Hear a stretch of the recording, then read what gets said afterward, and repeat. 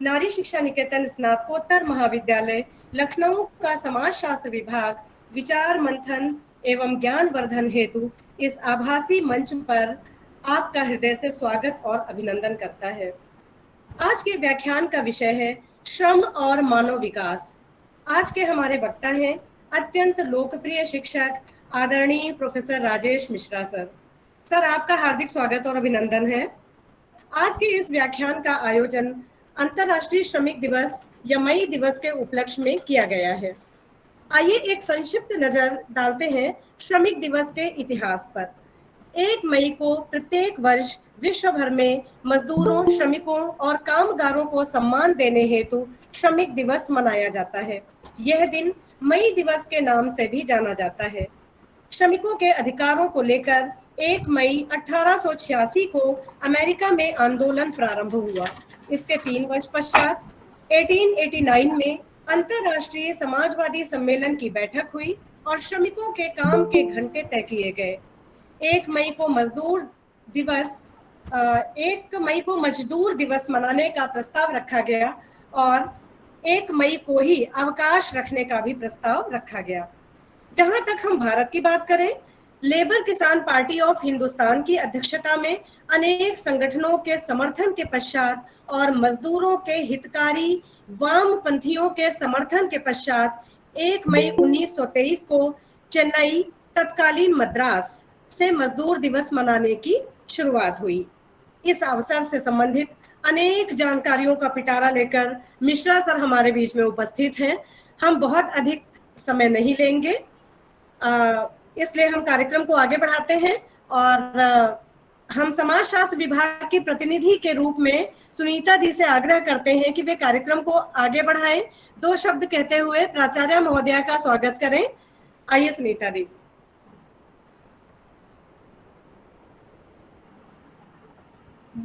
Unmute हो जाइए। Thank you doctor Satya.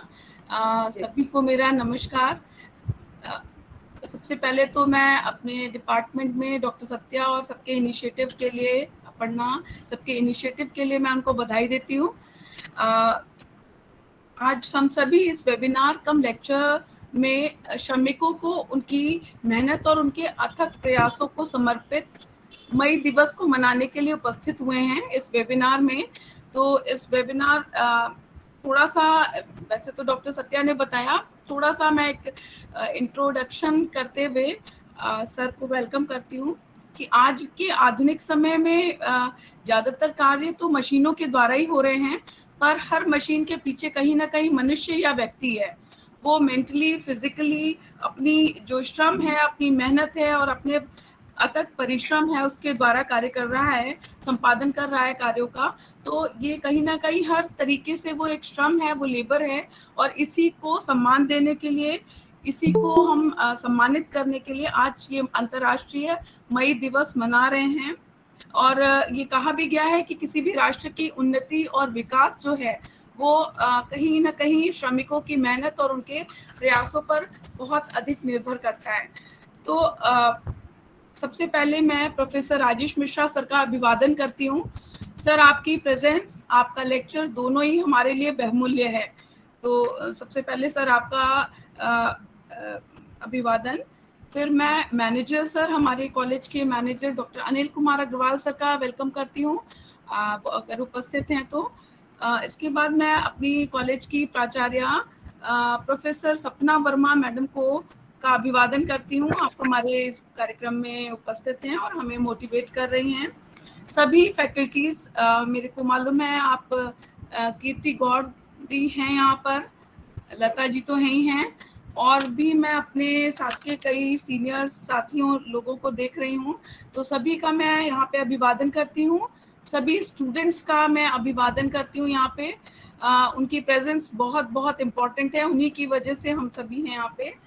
तो अब टाइम न लेते हुए मैं कॉलेज की प्रिंसिपल डॉक्टर प्रोफेसर सपना वर्मा मैम से कहूँगी कि प्लीज़ आप वर्ड्स ऑफ एनकरेजमेंट शेयर करें हम लोग के साथ।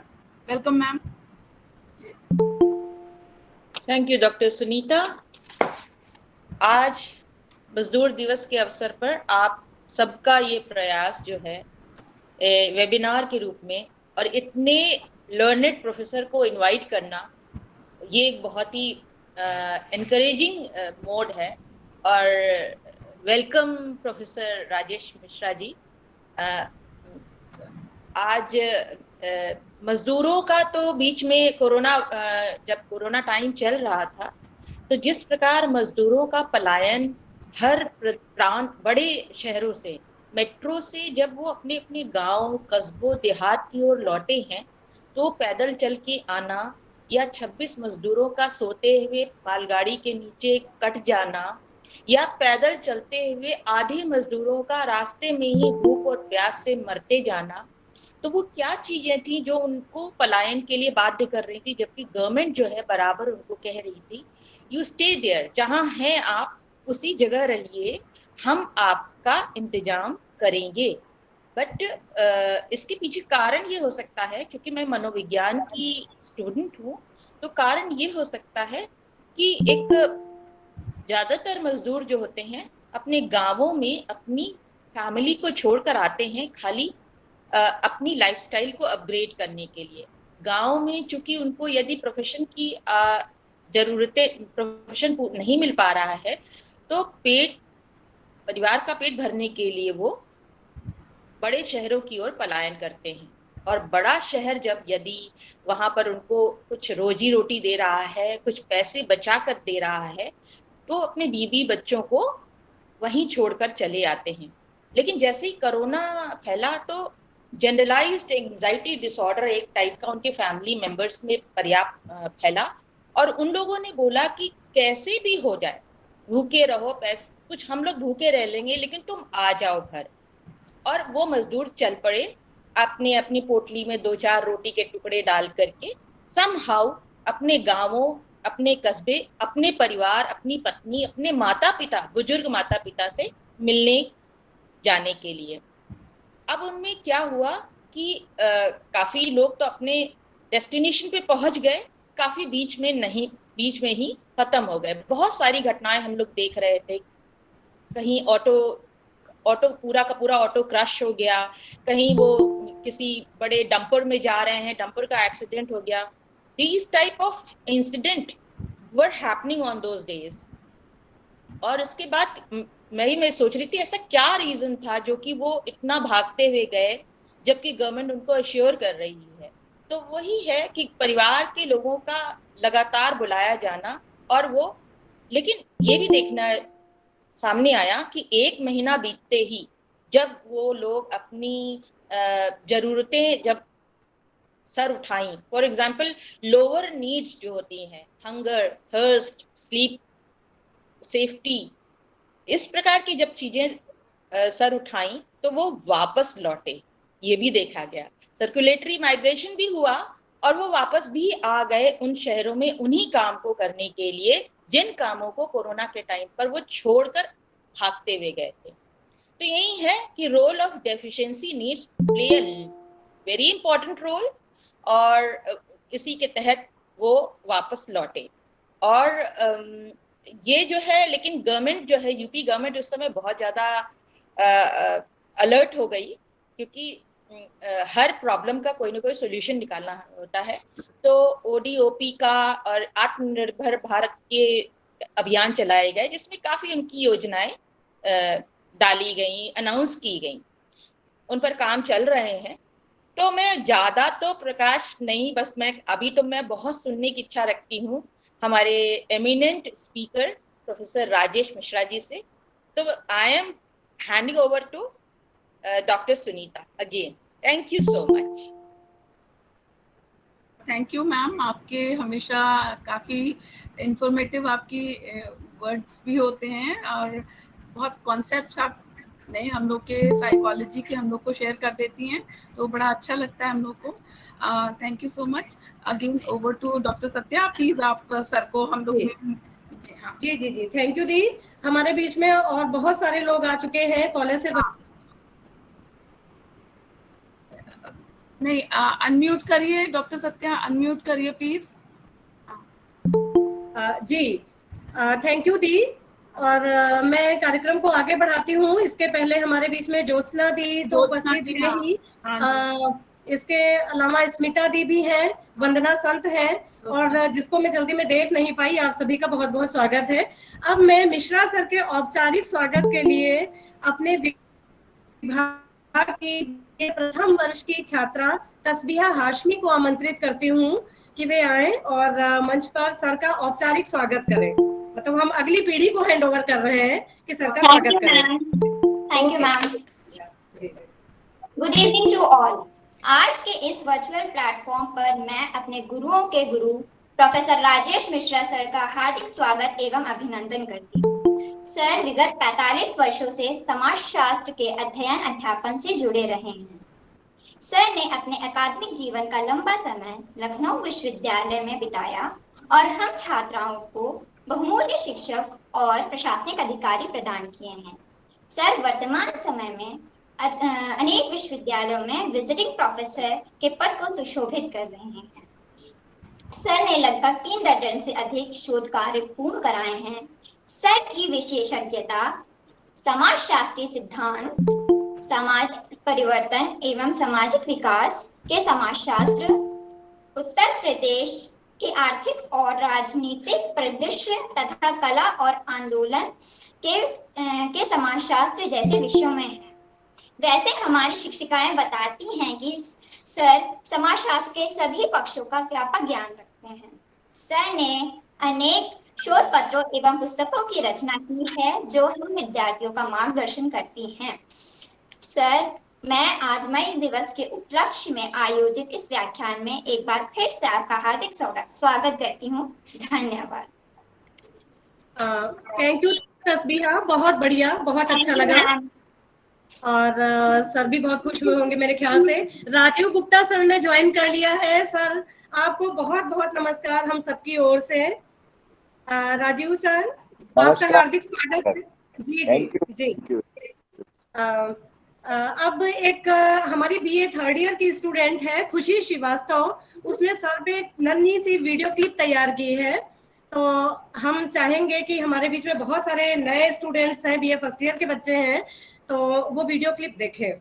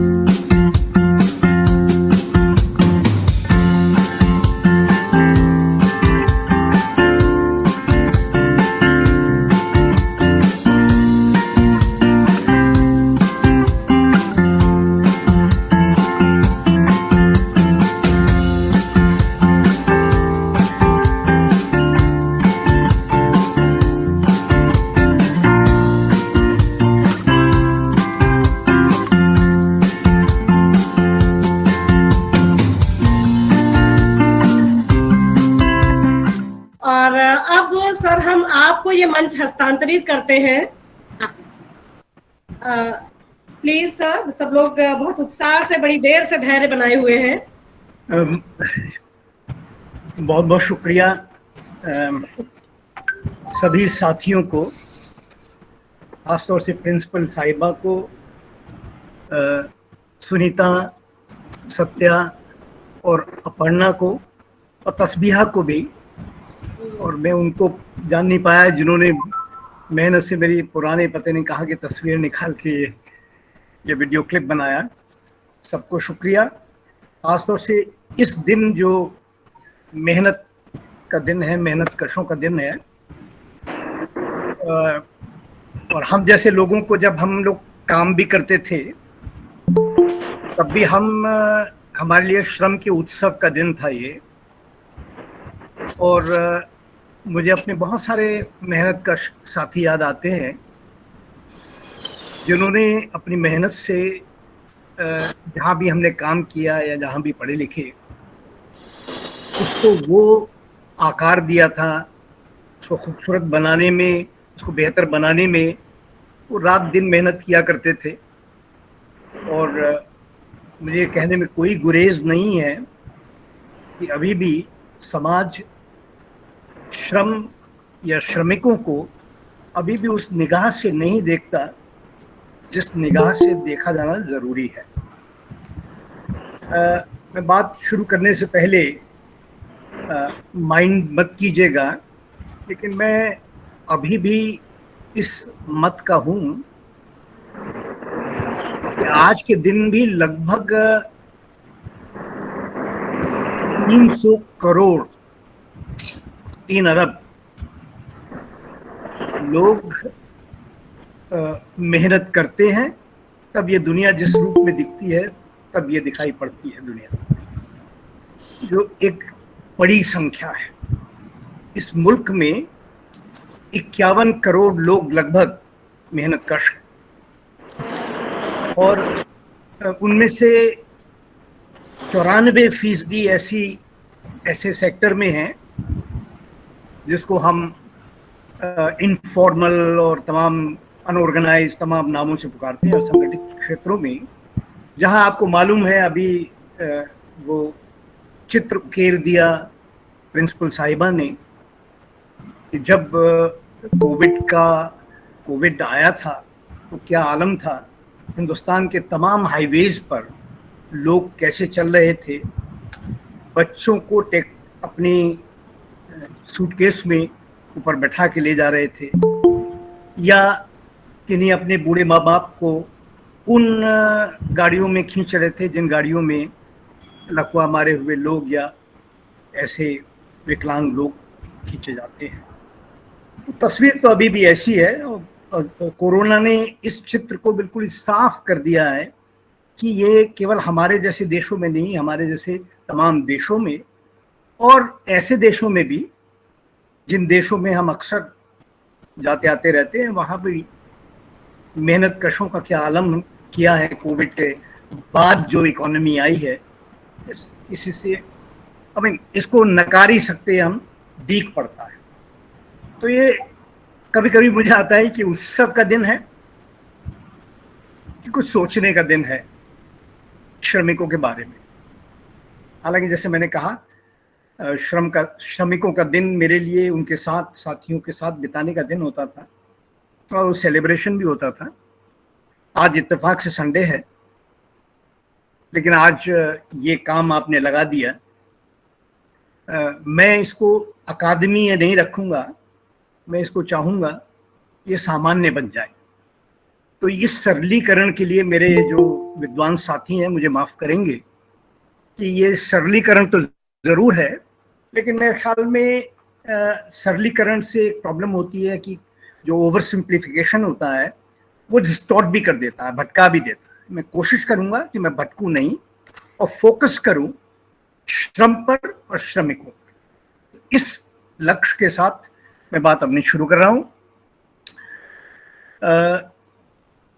जैसा अभी कहा सत्या ने भी और भी लोग, अनीता ने भी कहा, सुनीता ने भी कहा, ये दिन जो है जिसको मे डे कहते हैं, लेबर डे कहते हैं, श्रम का दिन कहते हैं, काफ़ी देशों में 40 से ज़्यादा देशों में छुट्टी का दिन भी है आज का दिन।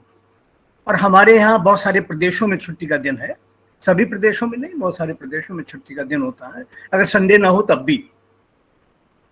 जैसा उसने बताया, मैं उसको रिपीट नहीं करूँगा कि वो 1886 का दिन, जिस दिन ये स्थापित हो गया था कि लाल रंग श्रमिकों का रंग है, लाल रंग श्रमिकों का दिन, झंडा भी हो सकता है, क्योंकि उस दिन वो खून का भी रंग बन गया था। शिकागो की हेमार्ट बाजार, जो भी बाजार था उसकी सड़कों पर, और बाद में कुछ लोगों को फांसी पर भी, पहले 7 लोगों को कहा गया लेकिन 4 लोगों को लटकाया गया वो नवंबर में। लेकिन उसने पूरे वर्ल्ड ओवर मजदूरों को संगठित कर दिया। अब मैं कुछ बातें याद दिलाता रहूँगा श्रम के महत्व की और श्रम के मानव विकास में, मानव सभ्यता में योगदान की। इसमें क्रम शायद इधर उधर होगा, उसको माइंड मत कीजिएगा। अगर मैं याद करूं तो केवल मे डे नहीं बल्कि संडे भी, संडे ही नहीं सैटरडे भी, जिसको आप लोग वीकेंड कहते हैं, जिसका इंतजार रहता है, इस दिन का यूरोप के ज्यादातर देशों में 19वीं शताब्दी में कोई इंतजार नहीं रहता था। हालांकि जुडाइज्म जहां था वहां के दौर में संडे एक पाक दिन था और संडे को स्कूल या खेतीबाड़ी का काम नहीं करते थे लोग बाग। लेकिन बाकी देशों में, यूरोप के देशों में 8 दिन काम करते थे मजदूर, और इसके रिकॉर्ड्स हैं, इसके डॉक्यूमेंट्स हैं कि मजदूर मिनिमम 14 घंटे 13 घंटे काम करते थे और 13 घंटे से 18 घंटे तक काम करते थे और हर दिन काम करते थे।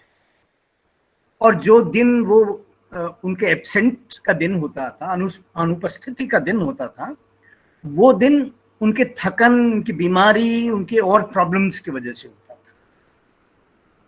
तो ये जो संडे भी है, ये पहली बार 1844 में, 43-44 में ब्रिटेन में एक वीकेंड, जिसको आप कहने लगे हैं, छुट्टी के दिन के रूप में शुरू हुआ। और इसमें भी वर्कर्स साथियों का योगदान था। वो जिस रूप में भी संगठित थे, जिस रूप में भी थे, वो उस दौर में संगठन नहीं था लेकिन उनका योगदान था।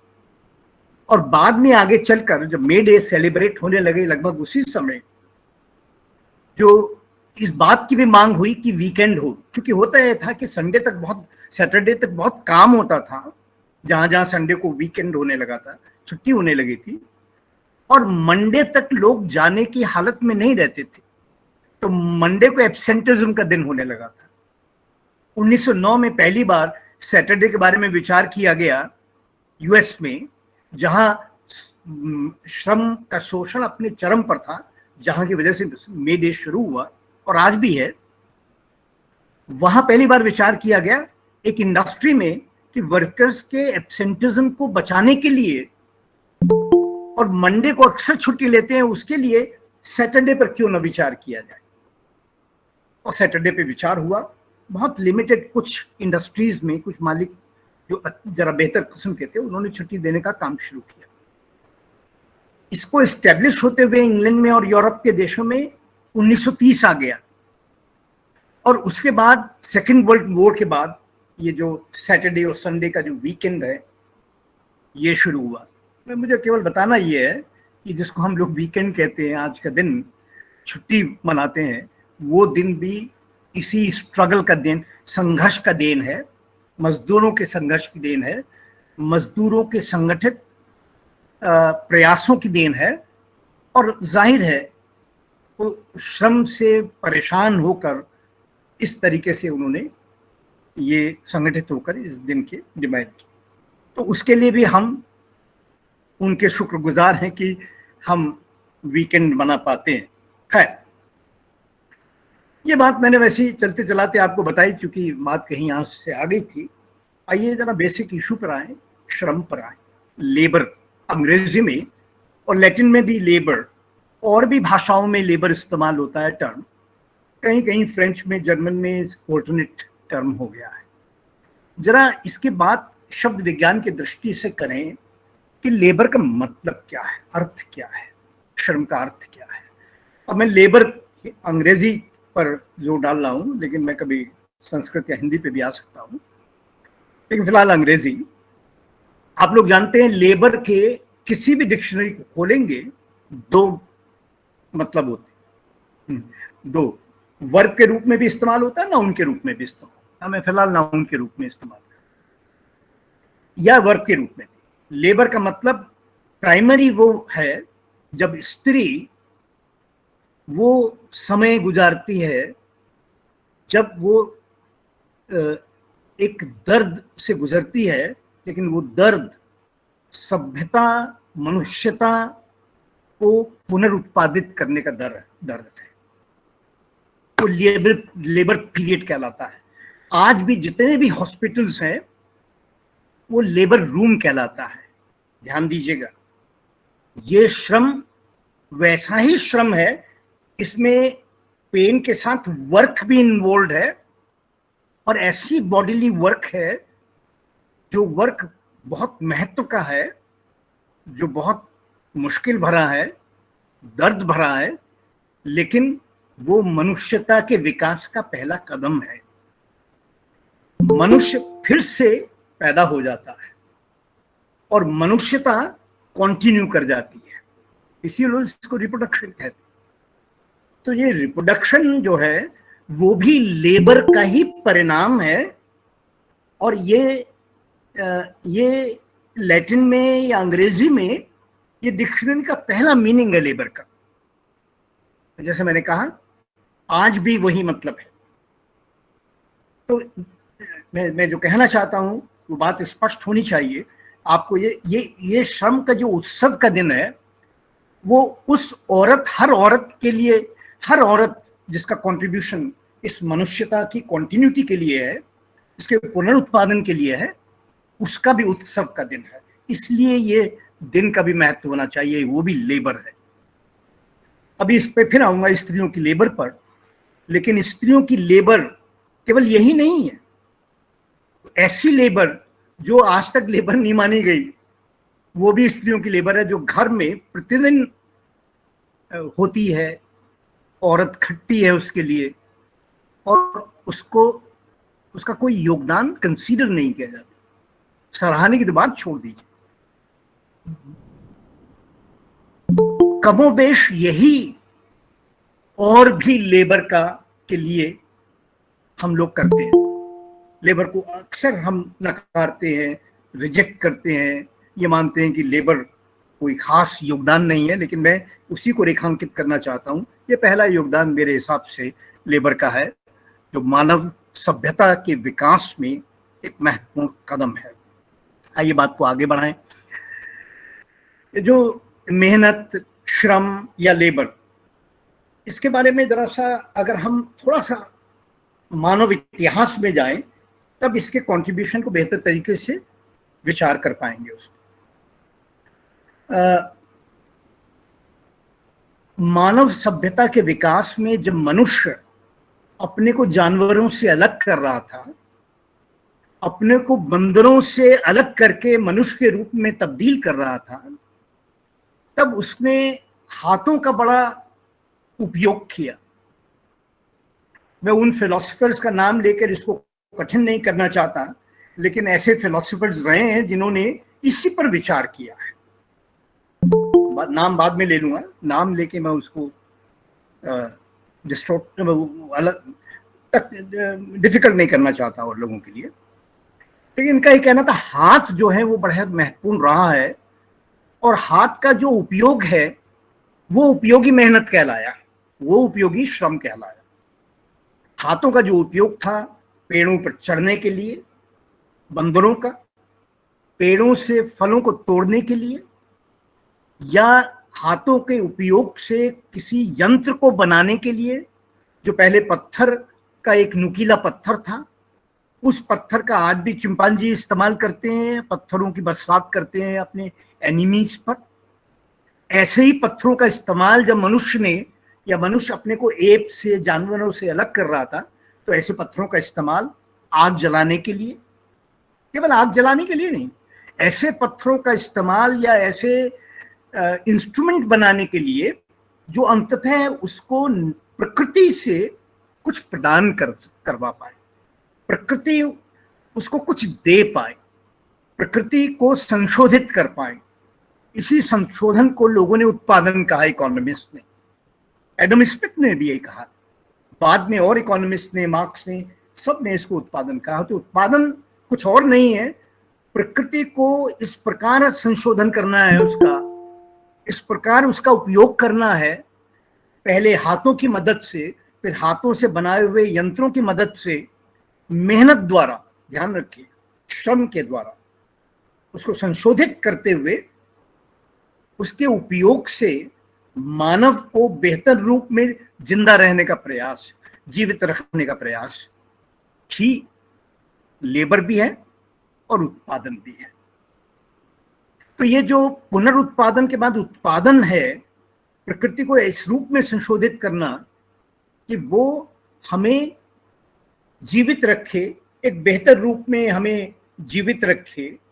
इसी को हम विकास कहते हैं, अपने को और बेहतर करना, अपने को और विकसित करना। कल्पना कीजिए जब मानव सभ्यता मेसोपोटामिया में या हमारे ही जिस समाज में हम रहते हैं यहाँ भी,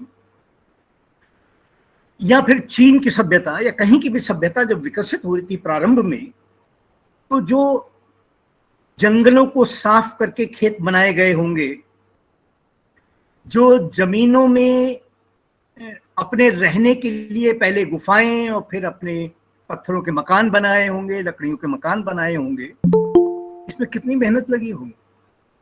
आज भी कितना ऑटोमेशन हो जाए, कितनी टेक्नोलॉजी इंप्रूव कर जाए, बांध बिना मजदूरों के नहीं बनते, न बनते हैं। मकानात जिसमें हम रहते हैं, अगर आप जरा सा गहराई से देखें तो आपको दीवारों में हाथ नजर आएंगे उन श्रमिकों के जिन्होंने उसको बनाया है। खाली मशीनों से मकान नहीं बनते अभी भी। जिन मकानों में हम रहते, बड़े बड़े उद्योग, ये केवल मशीनों से, ऑटोमेशन से और टेक्नोलॉजी से नहीं बनते, उनसे तो बनते हैं, लेकिन उनसे बड़ा योगदान तमाम मेहनत कशों का होता है। यही नहीं है, हिंदुस्तान जैसे देश में अभी जहां मैं कह रहा था 51 करोड़ लोग मेहनत करते हैं, जिसमें ज्यादातर अनऑर्गेनाइज सेक्टर में है। रोज हमारे लिए सब्जी लाना, रोज हमारे लिए फल लाना, दूध लाना और जाने क्या क्या करना, ये बिना हाथों के और बिना मजदूरी के नहीं होता, ये बिना श्रम के नहीं होता। तो इसमें श्रमिक का योगदान है। तो जिंदगी रोज जो हम जीते हैं, एवरीडे लाइफ, उसमें श्रम हमारा ही नहीं और लोगों का एक महत्वपूर्ण योगदान देता है, और इसलिए हम बहुत सारा जीवन जी पाते हैं, सुविधापूर्ण जीवन भी जी पाते हैं। ये दिन जो मे डे है, इसी श्रम के लिए उत्सव का दिन है। यह हमारे जो जीवन को संभव करता है। मैं ये कहना चाहता हूं कि ये जीवन को जब प्रारंभ में संभव किया तो ह्यूमन सिविलाइजेशन का विकास हुआ, जिसको मानव सभ्यता कहते हैं। विभिन्न रूपों में विकास हुआ। ये विकास तमाम प्रकार का था। अब हम उस सौंदर्य से अंदर तक पिघल जाते हैं जो सौंदर्य इजिप्ट के पिरामिड्स में हमें दिखाई पड़ता है। लेकिन कल्पना कीजिए, हजारों साल पहले जो पिरामिड्स बने थे पत्थर के, और जो पत्थर वहां पहुंचाए गए थे, और एक के ऊपर एक तमाम किस्म के चोटीदार चीजें बनी थी, वो कैसे बने होंगे? वो छोड़ दीजिए, बहुत पुरानी बात नहीं है। हमारे यहाँ का अपना ये लखनऊ का इमाम बाड़ा, या आगरे का लाल किला, या दिल्ली का लाल किला, ताजमहल, गीत हम मुमताज महल की खूबसूरती के गाते हैं, शाहजहां के प्रेम के गाते हैं, लेकिन उन हाथों के भी बारे में ध्यान रखना चाहिए, उन श्रमिकों के बारे में ध्यान रखना चाहिए जो हजारों हजार थे, और जिन्होंने इतनी खूबसूरत इमारत को न केवल उसको बनाया, बल्कि उसको बनाने के बाद वो जो इबारत लिखी गई है उस पर, उसको कैसे लिखा होगा, उन हाथों ने श्रम और स्किल दोनों ने मिलकर किया होगा। वो इस दिन के लिए कम से कम ये मे डे को सेलिब्रेट करना चाहिए हमें, श्रम के दिन को, कि वो एक खूबसूरत ताजमहल, वो केवल शाहजहां का ख्वाब नहीं है, वो मुमताज महल की खूबसूरती का बयान ही नहीं है, वो इन मेहनत कशों का भी एक योगदान है। इस बात को मैं एम्फेसाइज करना चाहता हूँ, और इसी को मैं मानव सभ्यता के विकास को से जोड़ कर देख रहा हूँ। हालांकि मैं इस बात को बहुत प्रारंभ से लेकर अंत तक कह सकता हूँ, जब सभ्यता का विकास करूं, और हर दौर में श्रम ने और श्रमिकों ने क्या योगदान दिया है और कितना योगदान दिया है, ये हम लोग पर बातचीत कर सकते हैं। लेकिन मेरा केवल आप लोगों को ये स्पष्ट करना है कि ये जो मनुष्य की सभ्यता का विकास हुआ है, ये जो मानवता का विकास हुआ है, मानव का ये जो मानव विकास है, ये बिना श्रम के संभव नहीं था। इसका ये मतलब नहीं है कि स्किल का कोई योगदान नहीं है। इसका ये भी अभिप्राय नहीं है कि स्पीच का कोई योगदान नहीं है, कम्युनिकेशन का कोई योगदान नहीं है।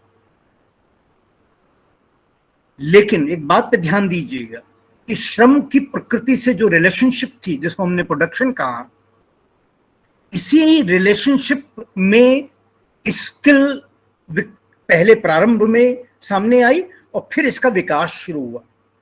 उसी को हमने स्किल कहा। यही स्किल आगे चलकर टेक्नोलॉजी बनी। लेकिन इस टेक्नोलॉजी के उत्पादन में, इसके पहले शुरू में संभव करने में श्रम महत्वपूर्ण तत्व था।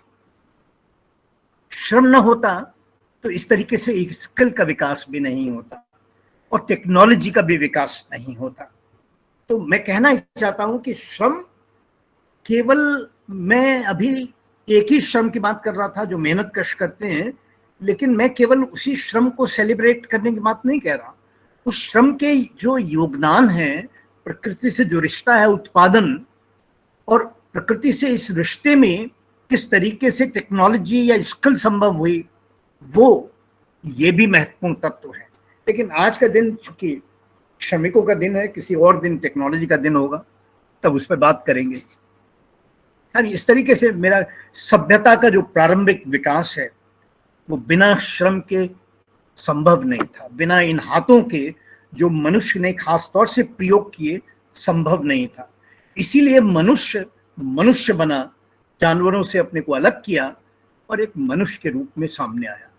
पुनरुत्पादन और उत्पादन दोनों में श्रम की भूमिका को रेखांकित करना चाहिए और उसको याद करके ये श्रम के दिन को सेलिब्रेट करना चाहिए। खैर, बात को आगे बढ़ाते हैं। केवल यही नहीं, बल्कि अब मैं थोड़ा सा एक दूसरी चीज पर आता हूं, जिसको कभी कभी दर्शन की भाषा में अतिरिक्त श्रम कहा जाता है, जिसको अंग्रेजी में सरप्लस लेबर कहते हैं। मुझे यह भी रेखांकित करना है कि श्रम नहीं, अतिरिक्त श्रम सारे आर्थिक विकास की जड़ों में है। लेकिन जरा इस पे बात करें, अतिरिक्त श्रम है क्या।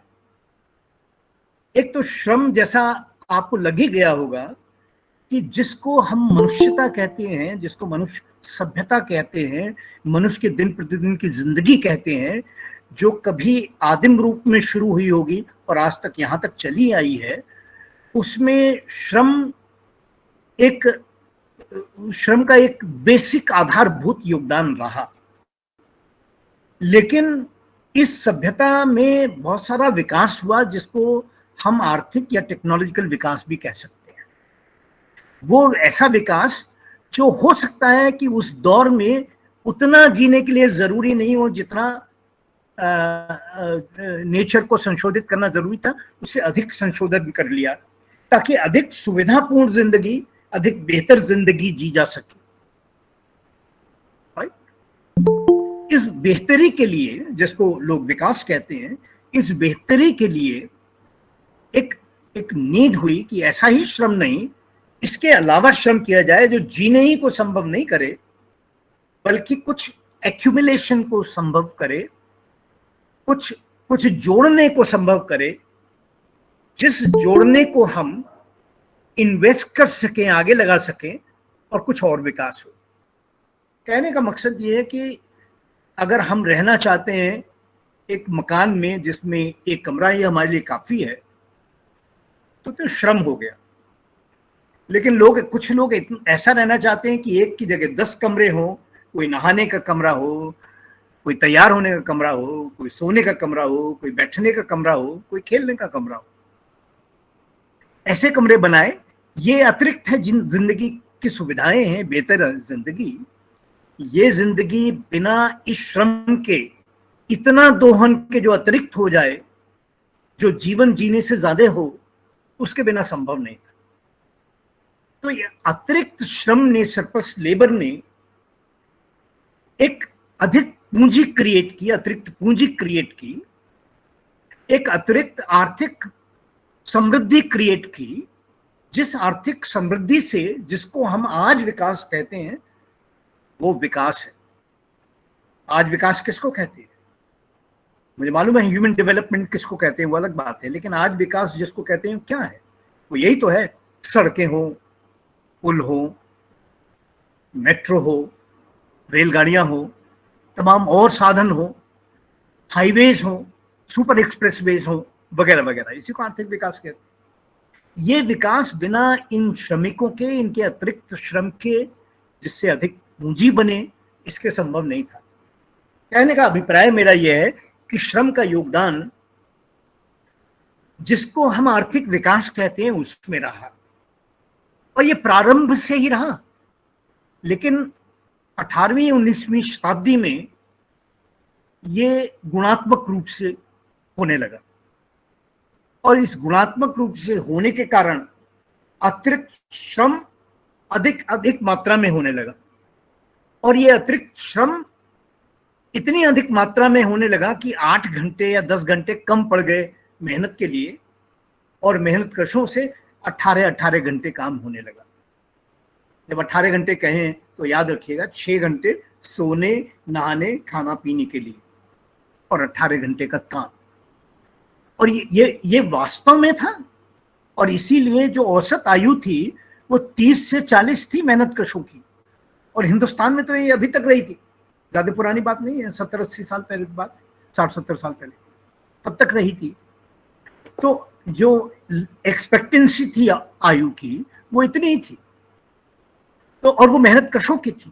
तो कहने का मकसद है अधिक से अधिक काम, इस अतिरिक्त श्रम, और ये अतिरिक्त श्रम को हड़पना, उसको ठिकाने लगाना, ये जब संभव होने लगा तो आर्थिक विकास हुआ। अब मेरा तीसरा पॉइंट है कि आर्थिक विकास भी, मैं संक्षेप में कह रहा हूं कि आर्थिक विकास भी बिना श्रम के, बिना अतिरिक्त श्रम के संभव नहीं है। और जब ये अतिरिक्त श्रम होता है तब जाहिर है श्रमिकों को जितना उसका आर्थिक मुआवजा मिलना चाहिए वो नहीं मिलता। इसमें कोई दो बात राय है ही नहीं, दो बातें ही नहीं है इसमें, अगर आप जानते हो। हमारे जैसे समाजों में तो खास तौर से जो आर्थिक मुआवजा मिलता है वो बहुत कम मिलता है।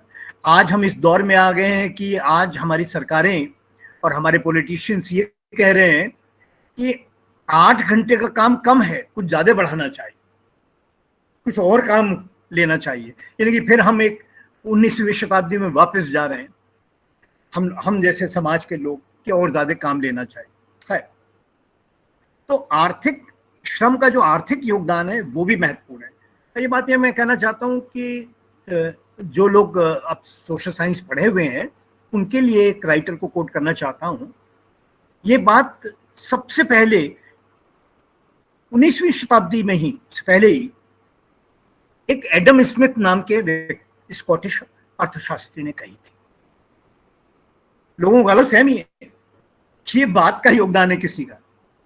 ये वेल्थ ऑफ नेशन में धन समृद्धि की क्रिएशन के पीछे अतिरिक्त श्रम और श्रम कितना रिस्पॉन्सिबल है, ये बात फिर से मैं रिपीट कर रहा हूं, आधुनिक अर्थशास्त्र जिसको उस दौर में पॉलिटिकल इकोनॉमी कहा जाता था, उसके प्रारंभ करने वाले, उसके फाउंडिंग फादर एडम स्मिथ ने कही थी वेल्थ ऑफ नेशन, कि कैसे ये जो श्रम है, अतिरिक्त श्रम, ये आर्थिक विकास, आर्थिक समृद्धि को संभव करता है, उत्पादन को संभव करता है, अतिरिक्त उत्पादन को संभव करता है, और जिससे वेल्थ होती है, वेल्थ बढ़ती है। ये बात ये मैं कह दूं कि कार्ल मार्क्स ने नहीं कही थी, ये बात एडम स्मिथ ने कही थी।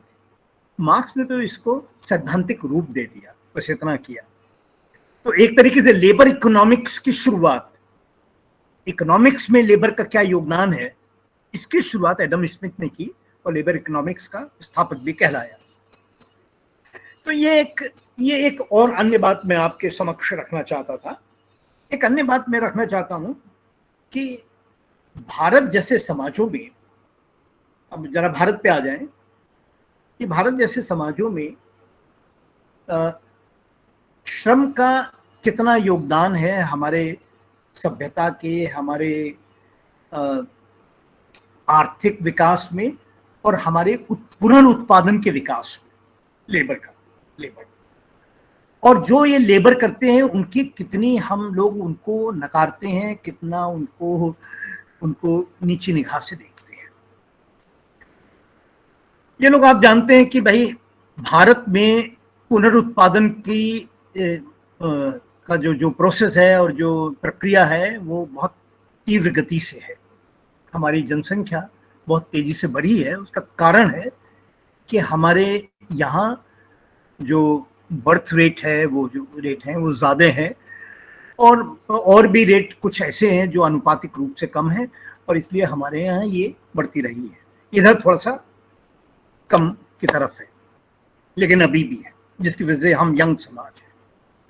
मेरा कहने का मकसद ये है कि और हमारे समाज में, मुझे माइंड मत कीजिएगा, लेकिन स्त्रियां ही हैं सब ज़्यादातर, ऐसी लेबर करने वाली स्त्रियों का हम अपने समाज में, अगर मैं अच्छे तरीके से कहूँ तो कम ख्याल रखते हैं और मैं सही तरीके से कहूँ तो उनको एक्सप्लॉइट करते हैं। हमारे समाज में डोमेस्टिक लेबर की कोई वैल्यू नहीं है। हालांकि वर्ल्ड ओवर ये वैल्यू नहीं है, लेकिन हमारे समाज में और अधिक वैल्यू नहीं है। हमारे समाज में डोमेस्टिक लेबर बहुत ज़्यादा है, जो घरेलू श्रम है। तो हमारा समाज इस श्रम को अनदेखा करता है, इस श्रम को वैल्यू नहीं करता। केवल यही नहीं, हमारे समाज में श्रम की भी वैल्यू, जो मेहनत है, जो मैं दूसरे मेहनत के अर्थ में है, उसकी भी वैल्यू कम है। मैं भली बात ही जानता हूँ, अपने आसपास जानता हूँ, अपने साथियों को जानता हूँ, अपने परिवार के लोगों को भी जानता हूँ कि जब भी कोई लेबर घर में काम करने आता है तो दिमाग में एक ख्याल रहता है कि पैसे ज़्यादा लेता है, काम कम करता है, जरा भी मौका मिले तो बीड़ी पीने बैठ जाता है, जरा भी मौका मिले तो घर पे बैठ जाता है। ये हमारे समाज का एटीट्यूड शो करता है।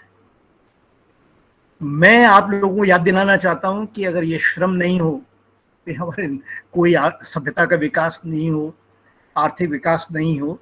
तो ये जो हमारे एटीट्यूड्स हैं, ये एटीट्यूड्स को ज़रा एक बार पुनर्विचार करने का ये दिन है और श्रम के महत्व को स्वीकार करने का दिन है।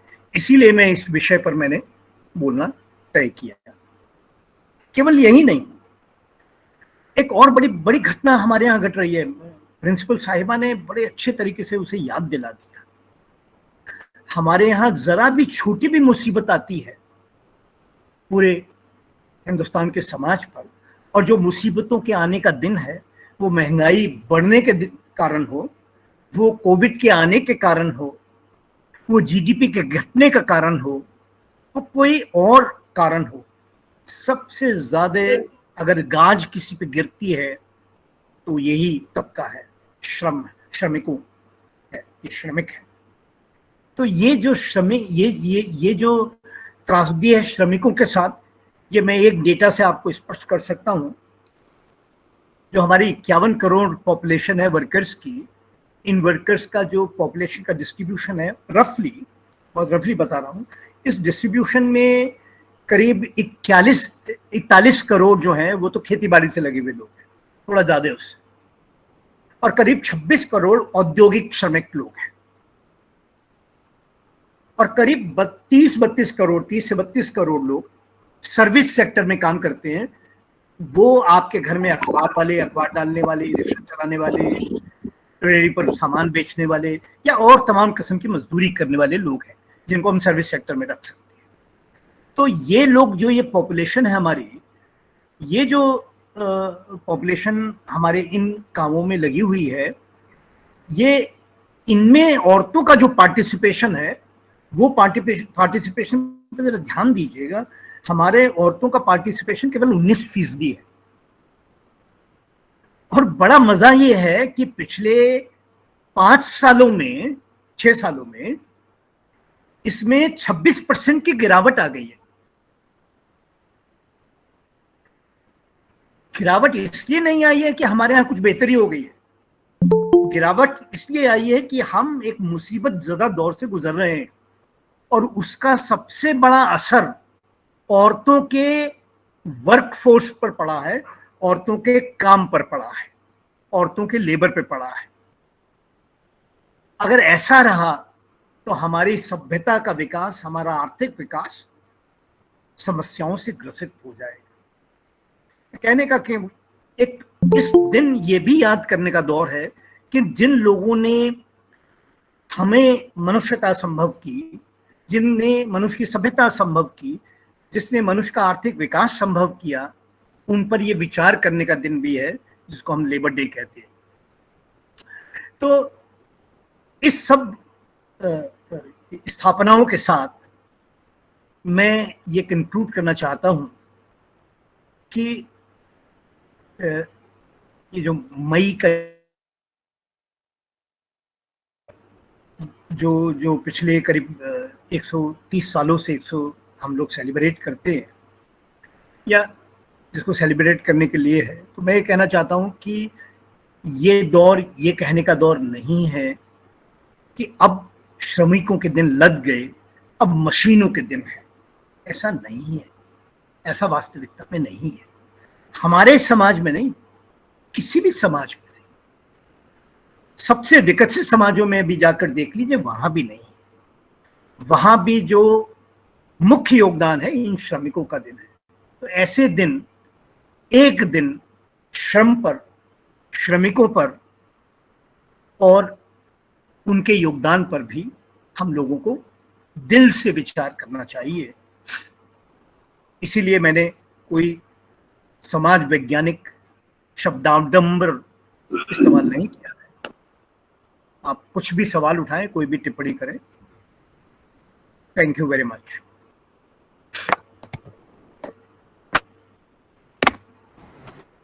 सर बहुत बेहतरीन। आपके प्रस्तुतिकरण के तो हम सब कायल हैं ही। बच्चों, कोई प्रश्न है आप लोगों का? कोई टिप्पणी भी? जी, सर की बात में अपनी बात कोई अगर जोड़ना चाहे तो सादर आप आमंत्रित हैं।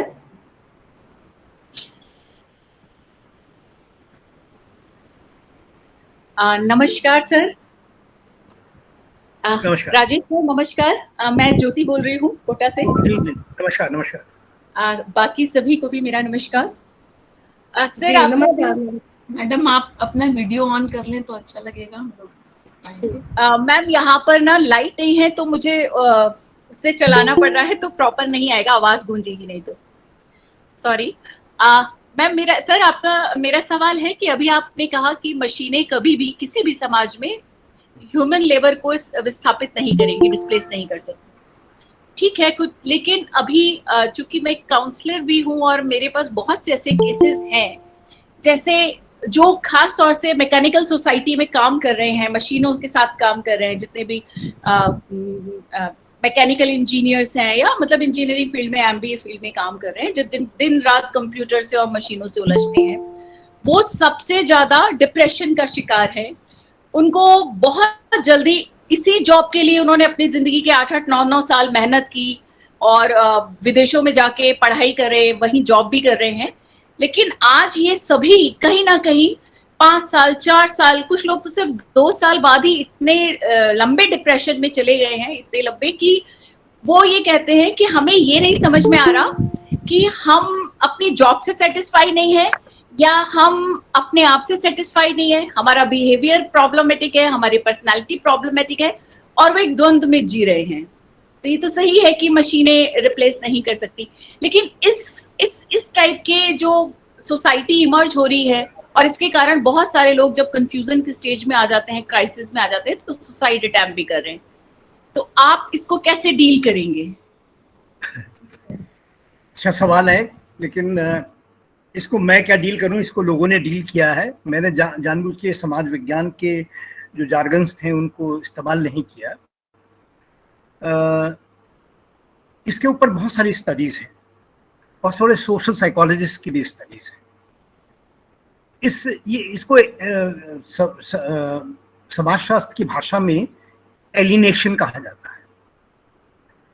और एलिनेशन के ऊपर ये इस किस्म के अध्ययन है कि लोगों ने ये भी देखा कि किस किस्म के काम करने में एलिनेशन ज्यादा या कम होता है।